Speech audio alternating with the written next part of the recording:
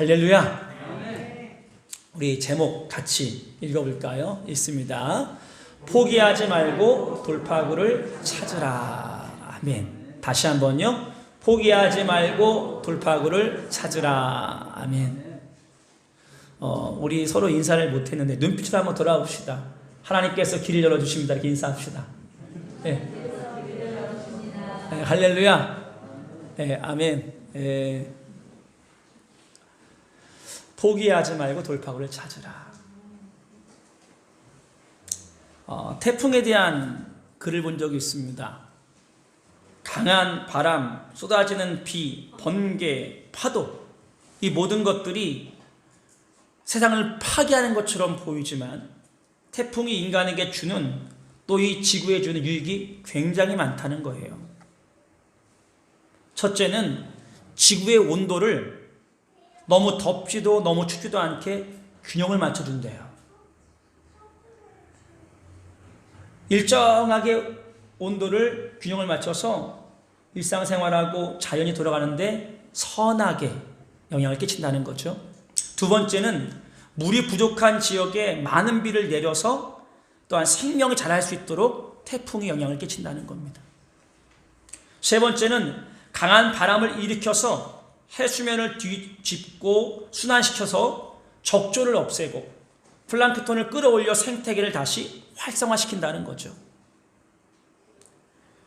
돈으로 살 수 없는, 인간이 할 수 없는 많은 유익을 태풍을 통해서 하나님이 역사하시는 거예요. 지금 우리의 삶의 현장 속에서 큰 태풍이 불고 있습니다. 두렵고 힘들고 또 마음이 너무 괴롭고 앞이 보이지 않는 상황 속에서 우리가 놓여 있죠.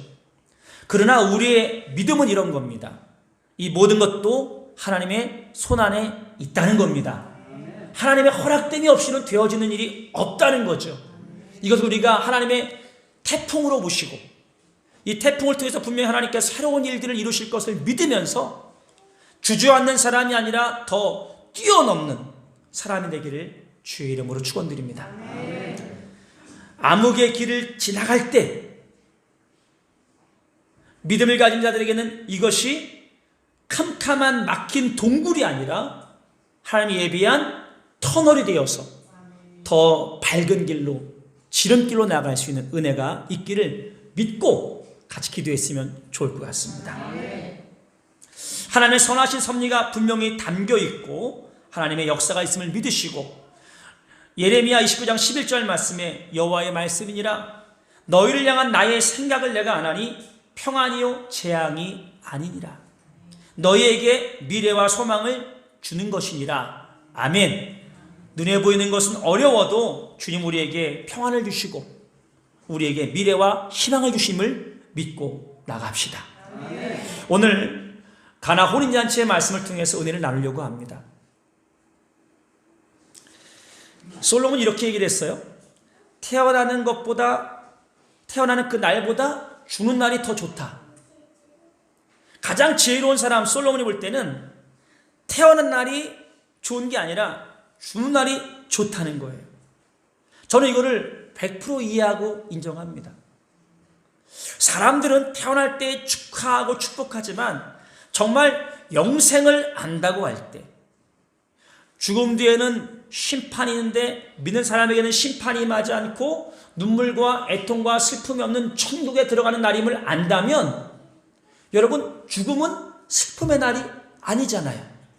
공부를 열심히 한 고3 수험생, 정말 인내하고 참고 공부했던 학생들에게는 수능의 날을 기점을 통해서 대학을 들어가고 그동안의 모든 수고와 땀방울을 보상받을 수 있는 날이 되는 거잖아요. 그러니까 여러분 우리가 이 땅을 살아가면서 정말 복된 날은 인생의 마감하는 날인데 사람들은 뭘 더 좋아해요? 새로운 생명이 태어나는 것. 축하하고 축복하죠. 그런데 인생을 이렇게 멀리 사신 분들 볼 땐 그럴 거예요. 이 험한 세상에 어떻게 살아갈까? 제가 이런 기도를 합니다. 하나님, 제가 목회를 하는 때에 예배를 드리기 어려운 시대를 경험케 하시네요. 하나님, 이것 또한 감사함으로 받겠습니다. 그런데 저희 후배들이 앞으로 또 목회할 때는 어떤 상황일지 그동안 저는 이런 생각을 가져봤어요. 우리 아들 겸우가 나중에 신학을 한다고 하면 네가 하고 싶으면 하는 거고 하나님 부르시면 네가 하는 거지 이런 마음이 많았었는데 권하지도 않고 그냥 네가 하나님 부르심 있으면 하는 거다. 근데 요즘 들어서 겸우가 목회를 한다 그러면 야 조금 더 기도해보고 하는 게 어떻겠냐 이런 마음이 조금 들더라고요. 그만큼 세상이 좀 어려워져 가는 거죠. 그런데 여러분 사람들이 또 가장 또 축하할 날이 언제냐면 출생의 날보다 결혼의 날이에요. 결혼을 위해서 정말 많이 축복하고 축하하지 않습니까? 오늘 여기 바로 그래요. 축하의 자리, 축제의 자리, 참 복된 자리, 잔치가 열렸는데 이 잔치가 중간에 끊어질 위기에 처했어요. 유대인들은 일주일을 결혼잔치를 합니다. 그런데 일주일이 되기 전에 다 채우기 전에 포도주가 떨어져 버렸어요. 여러분 이것은 마을 잔치이기 때문에요. 결혼식 끝나고 나면 두고두고 얘기가 나와요. 아니 어느 집에 결혼식을 갔더니만 글쎄 포도주가 떨어졌어. 세상에 어떻게 준비를 그렇게 안 했대. 그리고 사람들이 그 세워진 가정을 볼 때 저 가정 저렇게 축복되게 잘 살겠어? 에이 별로야. 이렇게 출발부터 안 좋게 되는 거예요.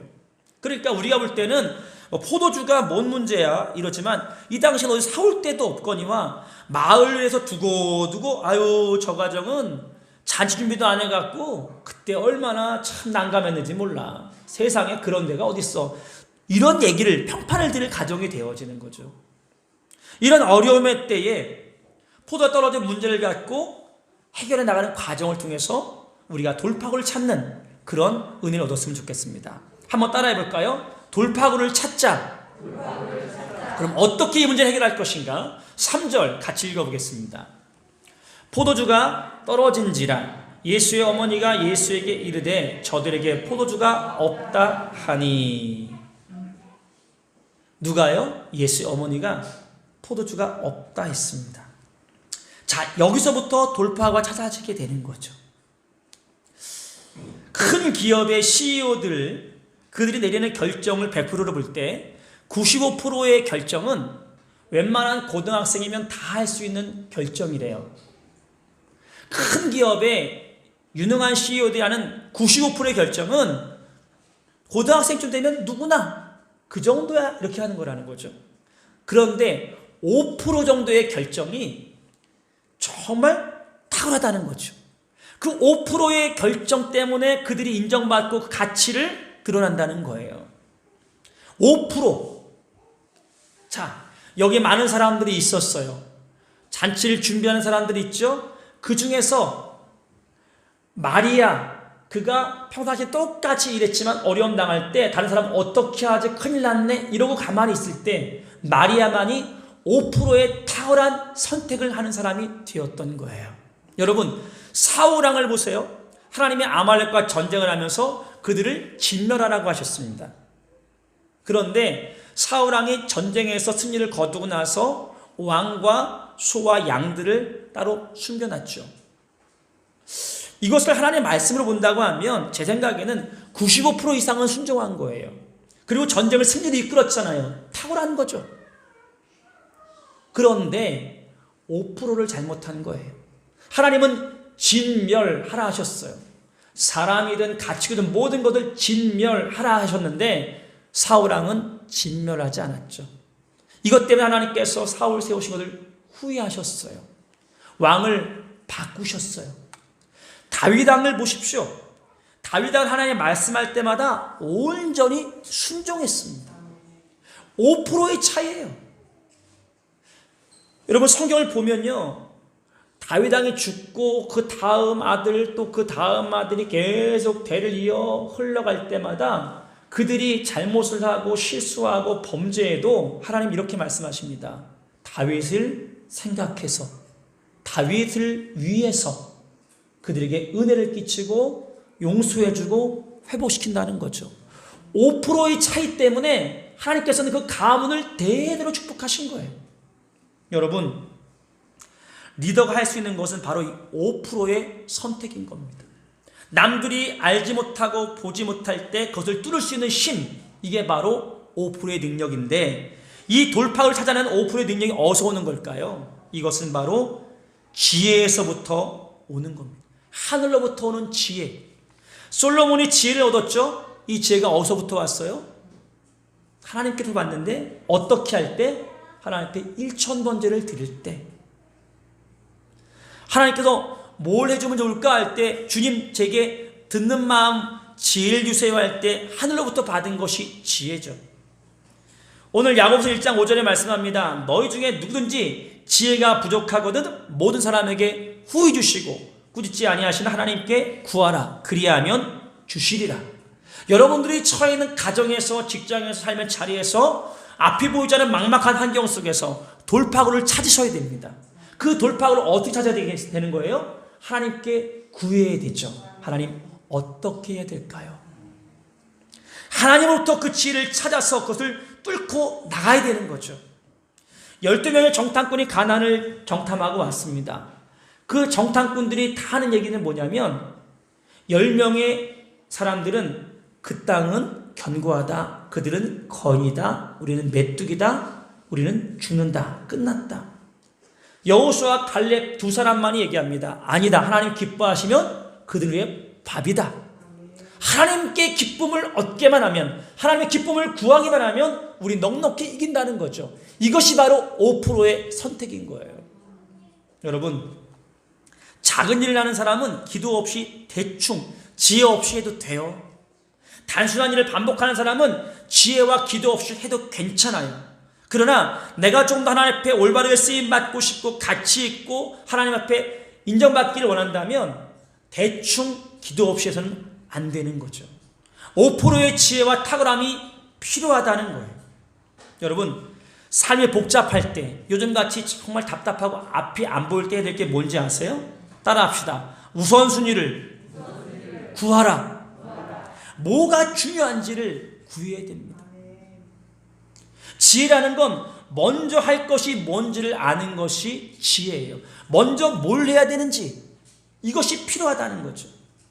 순서를 잘 알아가는 것, 이게 바로 지혜입니다.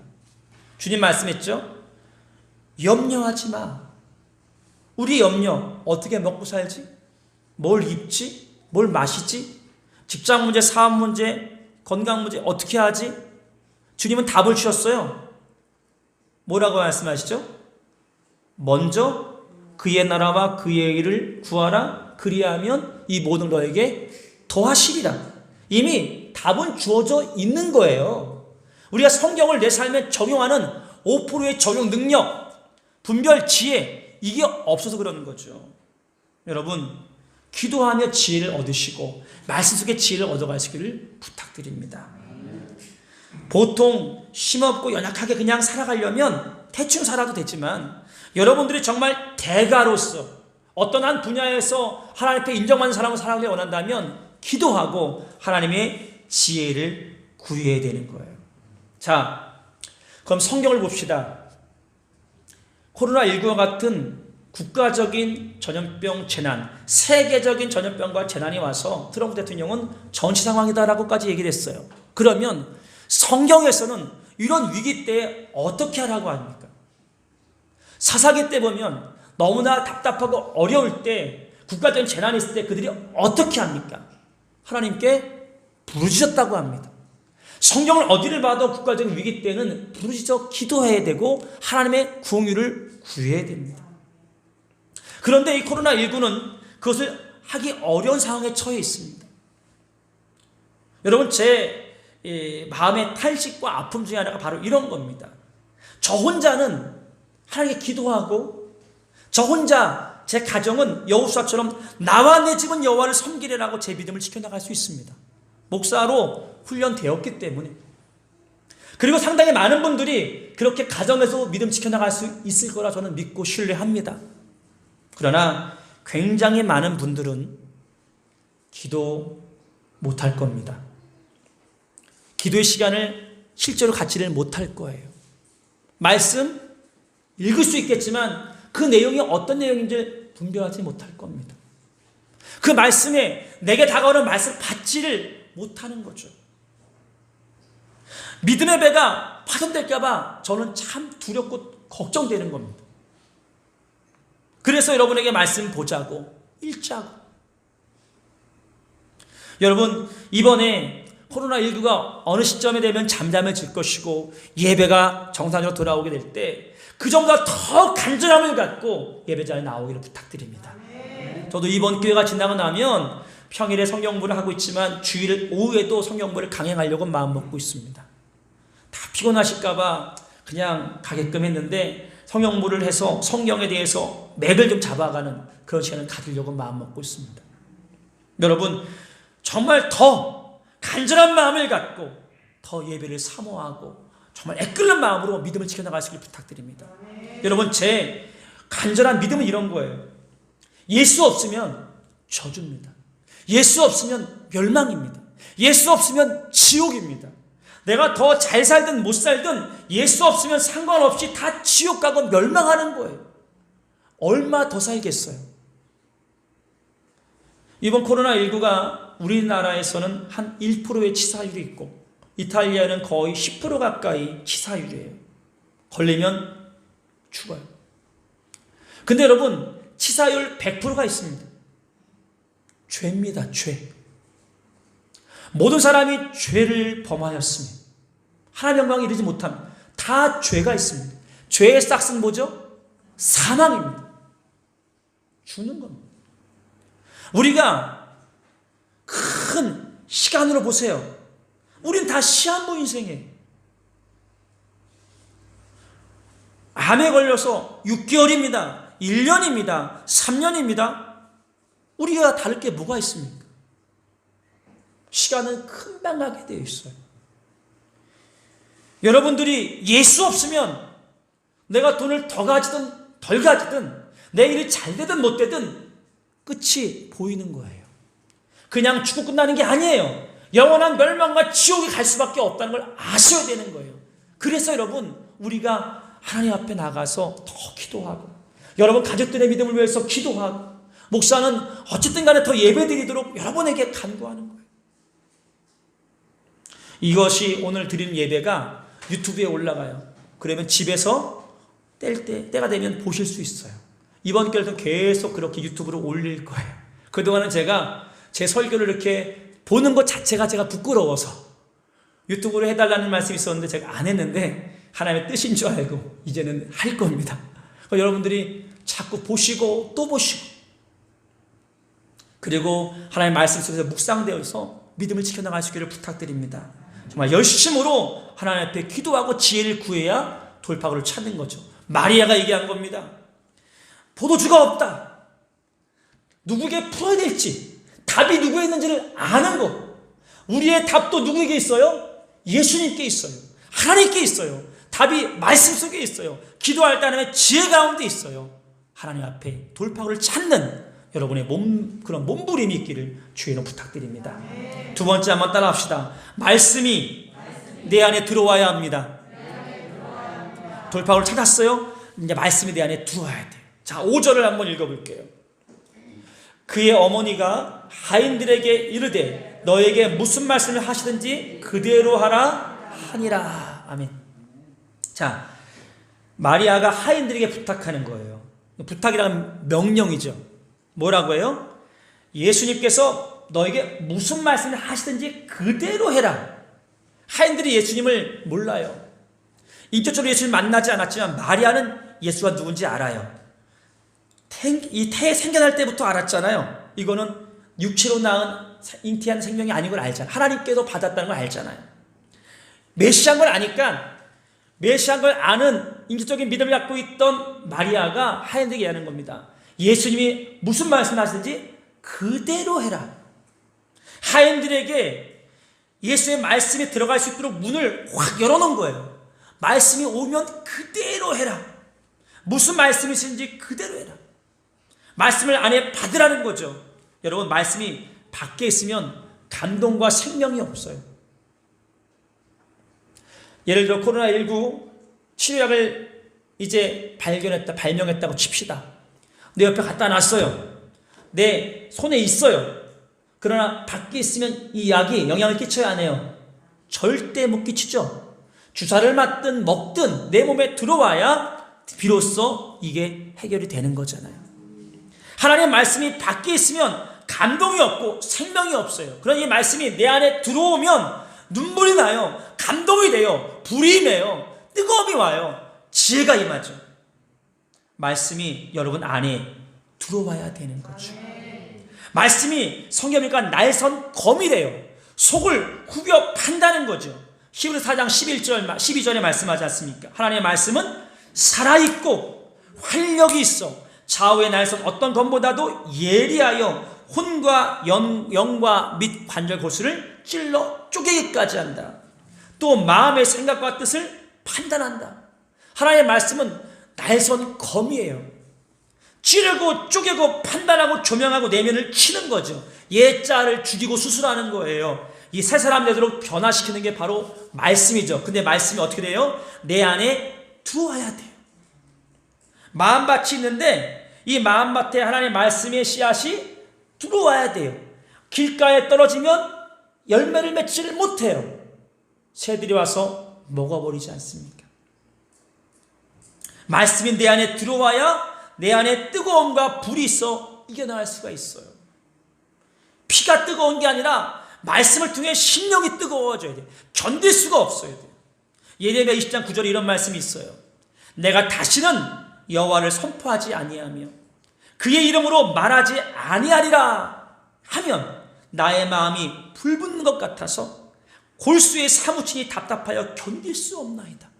예레미야가 말씀을 선포하는데 자꾸 어려움을 당해, 핍박을 당해. 내가 안 하리라. 내가 하나님의 말씀 전하지 않겠다. 그런데 마음이 불붙는 것이 뜨거워서 골수의 사무친이 말씀을 전하지 않을 수가 없다는 거예요. 여러분, 이게 우리 안에 있어야 돼요. 예배를 드리지 못하면 막 마음이 뜨거워져야 돼요. 탄식이 돼야 돼요. 이게 뭔가 마음이 아파야 돼요. 이런 마음이 여러분 안에 있어야 돼요. 그게 말씀이 여러분 안에 있는 사람들의 특징이 되어야 되는 거죠. 여러분, 성령님의 마음을 여시는 분입니다. 말씀이 안으로 들어오게끔 역사하십니다. 이것이 바로 하나님 능력이 되는 거고, 이 말씀, 이 사모함을 가지고 나갈 때 말씀이 여러분 안에 확 들어오게 되는 거예요. 생기야 들어가라. 하나님의 말씀이 들어갈 때 죽은 뼈다귀가 살아나고 큰 군대가 되어 나갔던 것처럼, 나사로야 나오라. 말씀이 다 죽은 시신 나사로의 심령 안에 말씀이 들어갈 때 죽은 나사로가 살아나는 것처럼, 바로 큰 거센 풍랑이 올 때 잠잠하라 할 때 말씀의 능력이 임하니까 자연 만물이 잠잠해지는 것처럼 우리 안에 말씀이 들어와야 돼요. 자꾸 말씀 속에 들어가야 되는 거죠. 마리아가 바로 그 역할을 하는 겁니다. 하인들에게 무슨 말씀하시든지 그대로 네 안에 넣어야 된다. 그대로 네 말씀 앞에 네가 반응해야 된다. 말씀을 집어넣는 거죠. 마지막이 중요합니다. 한번 따라합시다. 이제 그대로 행하라. 자, 7절 8절 같이 한번 읽어볼게요. 읽습니다. 예수께서 그들에게 이르시되 항아리에 물을 채우라 하신즉 아기까지 채우니 이제는 떠서 연회장에게 갖다 주라 하심에 갖다 주었더니. 자, 마리아가 무슨 말씀하신 그대로 하라고 했죠? 하인들이 예수님 말씀하시는 것 그대로 했어요. 이게 중요한 거예요. 여러분, 지난주로 새벽 예배 요한계시록 말씀이 끝났고 지난주부터 새벽에 창세기 말씀을 들어갔습니다. 창세기 말씀 보면서 1장에 이런 말씀이 있었습니다. 하나님이 보시기에 좋았더라 라는 말씀이 7번이 나옵니다. 여러분, 하나님 보시기에 좋았더라 하면 충분히 만족한 인생 아니겠어요? 여러분 인생을 살고 마감할 때 하나님 보기에 좋았더라 한다면 뭐가 아쉽겠어요? 그런데 어떤 때 하나님 보시기에 좋았더라고 말씀하시냐면 이렇게 되어 있어요. 공식적으로 하나님이 이르시되 빛이 있으라 이르시되 그대로 되니라. 하나님 보시기에 좋았더라. 따라할까요? 하나님이 이르시되 그대로 되니라. 하나님 보시기에 좋았더라. 뭐가 하나님 보시기에 좋은 걸까요? 하나님이 이르신 말씀대로 그대로 살아가는 것, 그게 하나님 보시기에 좋은 겁니다. 하나님이 이르시는 말씀대로 그대로 되어지는 것이 자연 만물인데요. 이 하나님의 말씀대로 그대로 되지 않는 존재가 딱 두 개죠. 악한 마귀 사단과 귀신의 세력, 그리고 인간입니다. 두 존재만이 하나님이 이르시되 하는 말씀을 그대로 하지 않고 바꿀 수 있고 그렇게 살아가고 있습니다. 코로나19요, 하나님의 창조적인 원리를 무시한 인간들이 만들어낸 인재입니다. 자연 만물을 귀하게 여기지 못하고 교만하여 자기 임의대로 인간의 무지함 속에 폭력을 자연에게 행한 것이 이런 결과를 가져오게 되는 거예요. 그러니까 여러분, 우리가 알 게 뭐냐면 하나님의 말씀을 내가 받아서 그대로 하니라 하면 물이 포도주가 되어지게 되고 잔치가 중단될 상황 속에서 잔치가 더 좋은 잔치가 되는 거예요. 왜? 더 좋은 포도주가 나왔네? 이 집은 더 맛있는 포도주가 있네? 사람들에게 기억에 남아요. 그래서 두고두고 누구 집 결혼식 때 가보니까 그 집은 포도주가 갈수록 더 좋아지더라. 참 신기한 집이야. 그때 그 집 포도주가 맛있었지. 두고두고 칭찬하는 집이 되는 거죠. 그 출발이 뭐고 마무리가 뭡니까? 돌파구를 찾는 한 마리아, 마음의 문을 열고 말씀 받으라고 준비했던 마리아, 그리고 그 말씀한 그대로 행했던 하인들에 의해서 물이 포도주가 되는 기적이 나타나게 된 거죠. 여러분, 바로 그겁니다. 우리가 하나님 말씀하신 그대로 살면 모든 것이 잘 되게 되어 있어요. 하나님이 세상을 창조하시고 특별히 하나님이 또 만드신 것이 있어요. 뭐냐? 에덴 동산을 창설하셨다고 돼요. 성경 에덴 동산을 창설하셨다. 그리고 사람을 거기에 두셨다. 거기에 두셨다고 반복이 2번 나와요. 그러니까 하나님은 에덴 동산을 만드시고 사람 아담을 거기에 두셨다. 거기에 딱 너 여기 살아라 하신 거예요. 에덴 동산이 뭐냐? 에덴이란 말은 즐겁다, 기쁘다라는 뜻입니다. 동산은 울타리를 친다라는 말입니다. 기쁨의 동산인데 이건 어떤 거예요? 하나님이 처진 울타리 안에 있을 때 기쁘고 즐거운 거예요. 인간의 행복이 뭡니까? 하나님은 정해진 울타리 안에서 살아가는 것이 인간의 행복이고 기쁨인 겁니다. 하나님은 에덴 동산에 한 가지의 울타리를 주셨습니다. 울타리가 그게 뭐냐? 선악을 알게 하는 나무 열매를 먹지 말아라. 먹으면 반드시 죽는다. 하나님 정해진 에덴의 울타리, 이 울타리는 말씀의 울타리예요. 선악을 알게 하는 나무 열매를 먹지 마. 먹으면 죽어. 그리고 아담과 하와가 먹었죠. 하나님의 말씀의 울타리를 범한 거예요. 그러니까 어떻게 됩니까? 하나님이 그들에게 저주를 내리시고 이들을 에덴에서 쫓아내셨어요. 그리고 에덴을 두루두는 검과 천사들로 하여금 지키게 하셨단 말이죠. 이제 이 울타리 안을 못 들어오게 막으신 거예요. 여러분, 우리가 기쁘고 즐겁게 살아가는 길이 뭐냐면 하나님 말씀의 울타리 안에 들어가야 돼요. 그러면 첫 번째 주셨던 울타리는 선악을 알게 한 나무 열매를 먹지 말라는 게 첫 번째 울타리였는데 그걸 범해서 울타리 밖으로 쫓겨나왔죠. 두 번째 하나님 주신 울타리가 뭘까요? 이게 십계명입니다. 십계명. 나 이외에 다른 신을 내게 두게 하지 마라. 두 번째, 우상 숭배하지 마라. 세 번째, 뭐예요? 안식일은 네 번째고 여호와 이름을 망령되이 일컫지 마라. 네 번째, 안식일을 거룩히 지켜라. 이게 하나님을 섬기는 거예요. 5계명, 부모를 공경하고 살인하지 말고, 그죠? 간음하지 말고, 도둑질하지 말고, 거친 거 아니고 탐내지 말고, 이 10가지가 모든 계명의 중심이고 뼈대예요. 우리가 아는 거 이렇게 알죠? 예수님이 이 계명을 줄여주셨어요. 다행히 감사하게. 10가지 혹시나 헷갈릴까 봐. 2가지만 기억하라. 첫째, 하나님을 사랑하라. 둘째, 내 이웃을 내 몸처럼 사랑하라. 그러니까 여러분, 근데 이 2계명을 아셔야 되는 게 하나님을 사랑하라는 계명이 1부터 4계명을 통해서 하나님을 사랑하는 거예요. 왜 교회에서 주일 성수를 고집할 수밖에 없냐면 하나님의 정하신 4계명이 하나님을 사랑하는 방법인데 4계명이 안식일을 기억하여 거룩히 지키라 말씀되어 있기 때문에 하나님을 사랑하는 방법이 그러하기 때문에 그래요. 사람을 사랑하는 방법은 5계명부터 10계명의 관계 속에서 있는 거예요. 이것을 뭉뚱그리 갖지 않고 개념도 없이 사랑을 사랑하고 하나님을 사랑한다고 하면서 뭐 이런 개념으로 나가면 안 되는 거죠. 이걸 세부적으로 나눈 것이 613가지의 레위기의 말씀에 나오는 거예요. 신명기 말씀에 나오는 거예요.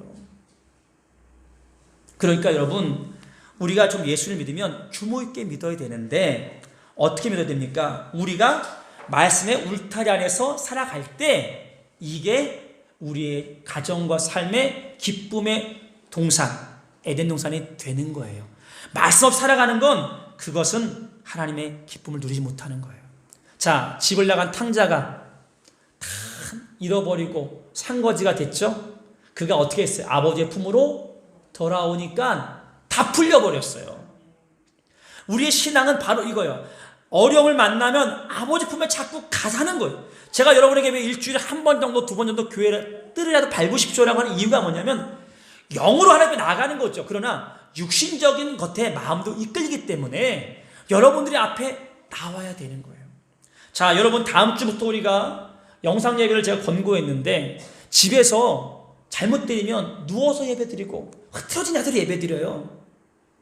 그 예배가 하나님 앞에 정말 올바로 드려질 수가 없어요. 가벼운 예배가 되면 안 돼요. 집에서 여러분 예배를 드리실 때라도 똑같이 옷 입으세요. 똑같은 자세로 앉으세요. 예물도 미리 준비하세요. 하나님 앞에 드리는 예배예요. 예배를 영상을 통해서 보는 자가 되지 말고 예배를 드리는 자가 되셔야 돼요. 예배를 보는 게 아니에요. TV를 통해서 보고 그건 하나님 받으신 예배가 아니에요. 그건 그냥 지식을 얻고 그냥 내가 어떤 성숙에 이르는 과정일 뿐이지 예배는 아닙니다. 예배의 기본은 뭡니까? 드림입니다. 드림.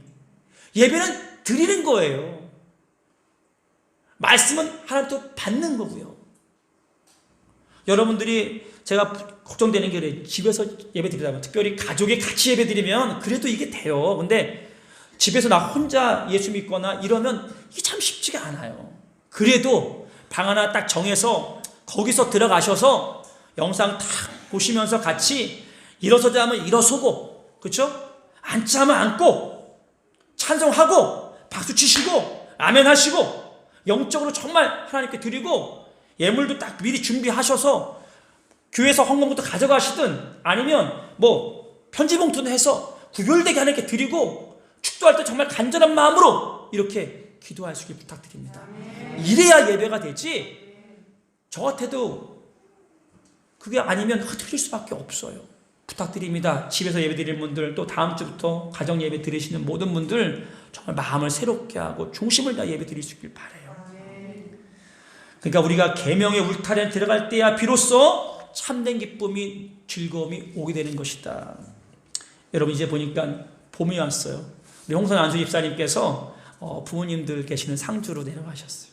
부모님들을 인사드리러 잘했다 그랬어요. 요즘에 어르신들이 사람과 대화가 없고 집에만 계시다 보니까 마음의 병이 더 심해질 수 있어요. 자꾸 전화하시고 만나보는 게 정말 필요하거든요. 근데 거기서 사진들을 이렇게 몇 개 보내오셨더라고요. 꽃망울이 피고 꽃이 탁 펴져 있는 사진들, 물이 흘러가는 이런 사진들 보면서 제가 완전히 봄이 왔구나 이런 생각을 가졌어요. 여러분, 봄이 오면 겨울이 떠나가게 되어 있어요. 아무리 쌓인 눈도 봄이 되면 그냥 다 녹아요. 코로나19요, 하나님이 때가 되면 그냥 제발 있어달라고 해도 마스크 벗고 여러분 옆에 사람의 침을 막 튀어도 코로나 안 걸려요. 네? 때가 되면 가요. 자연스럽게 떠나가게 되어 있는 건데 우리가 지혜롭게 잘 준비하고 마감하시는 거죠. 그러니까 여러분, 하나님이 지나가게 하시면 믿으시고요. 자, 지혜를 구하세요. 지혜를 돌파를 찾으시고 그 받은 말씀이 오면 어떻게 하라고요? 그대로 행하십시오. 그러면 주님이 역사하십니다. 마무리합니다. 아까 얘기한 것처럼 치사율 100%의 죄, 치사율 100%의 사망, 이것을 위해서 우리는 준비해야 됩니다.